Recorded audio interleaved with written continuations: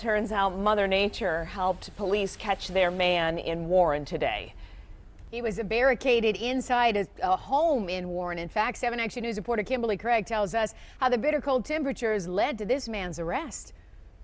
There was two car loads full of people, and they were fighting each other over there. And that's all I see. I didn't see nobody shooting, but I did hear the shots. Neighbors were in a panic when it seemed like the wild, wild west in their Warren neighborhood today. Me and him were outside shoveling the walk, and then we heard the commotion. I said, better them than me. Next thing I know, I turned around, I heard a first shot, so I came in the house and called the police. And when a Warren police officer arrived at this house on Chalmers near Van Dyke, he ended up being the target or in the line of fire, so he fired back. And moments later, police had a barricaded gunman on their hands. During the chaos and before the perimeter was set, it appears that he escaped out the back door and was hiding in the detached garage next door. The 21-year-old who allegedly fired at the officer was now in his neighbor's garage, still armed with his .45 caliber semi-automatic, and he was not wearing a shirt or shoes. It all started when he was arguing with his ex-girlfriend and a few of her friends over their 4-year-old son,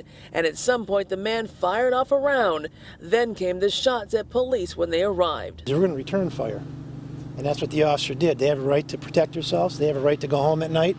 Thankfully, without a shirt or shoes, Mother Nature's frigid weather was too much for the armed suspect, and he had no choice but to give up. Glad that he's in custody, that no one was hurt. I'm glad the officers weren't hurt. The officers did the appropriate thing by returning fire. And at the end of the day, it worked out well. In Warren, Kimberly Craig, 7 Action News.